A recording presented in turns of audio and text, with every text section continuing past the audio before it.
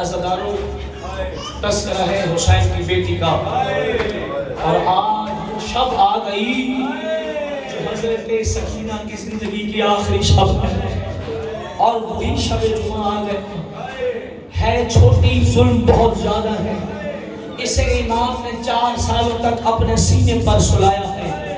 میں نے پڑھا کتاب میں دیکھا کہ چھوٹے بچے اکثر ماں کے پاس رہتے ہیں، لیکن حسین کے گھر کا انداز کچھ اور تھا۔ جب تک علی اصغر زندہ رہا، بی بی رباب کی گود میں رہا، اور جب تک بی بی سکینہ زندہ رہی، ماں رباب کے پاس بیٹھی رہی۔ عزاداروں 56 بیویوں کی رسیوں میں بندے ہوئے تھے۔ میں نے کتاب میں پڑھا ہر بیوی کا ہاتھ رسیوں میں بندھا ہوا تھا، ہر بیوی کا ہاتھ رسیوں میں بندھا ہوا تھا، مگر ایک بچی تھی جس کا گلا رسی میں بندھا ہوا تھا۔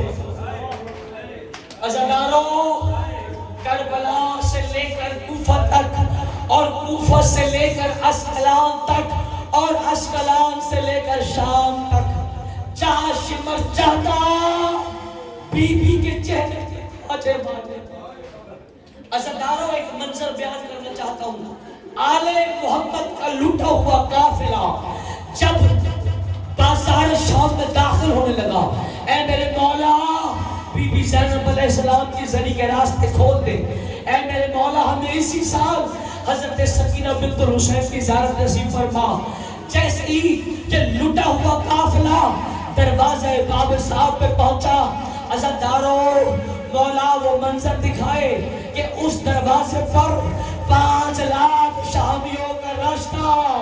آل محمد کے قافلے کو اس جگہ روک دیا گیا، اور شمر ابن زیاد عمر ابن سعد نے کہا یہ بیویوں کو زمین پر بٹھا دو، اس لیے کہ بازاروں کو سجایا جا رہا، اور رسول کی بیٹیاں زمین پر بیٹھ گئی کہ اتنے میں ایک کوٹھا تھا، ایک حجرے پہ 5 بوڑھی عورتیں کھڑی تھی۔ وہ بوڑھی عورتیں سرخ لباس پہن کر بڑی تیار ہو کے کھڑی تھی، انہیں علی سے بڑا بغض تھا، علی کی بیٹیوں سے بڑی دشمنی تھی۔ ان بوڑھی عورتوں نے اپنی کنیزوں کو بلایا اور بلا کر کہا جاؤ بازار سے 9 کیلے پتھر اٹھا کر لے آؤ۔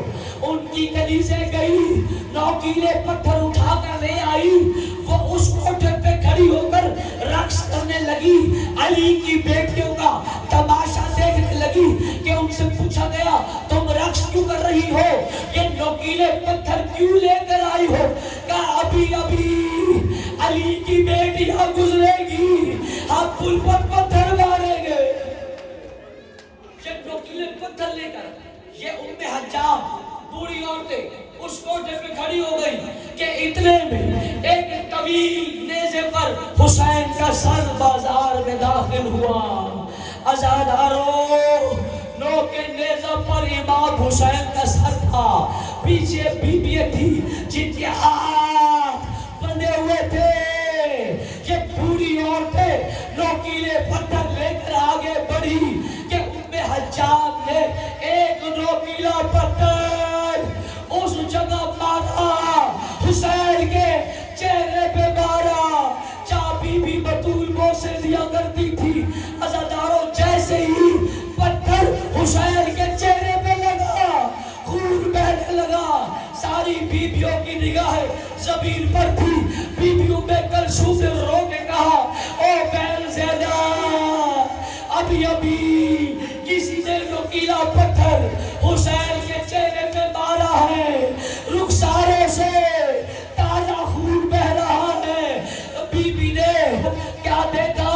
حسین کے چہرے سے خون بہ رہا تھا۔ بی بی زینب نے رو کے کہا بھیا میرے ہاتھ کھلے ہوتے، میرے سر پہ چادر ہوتی، میں رخساروں سے لہو صاف کرتی۔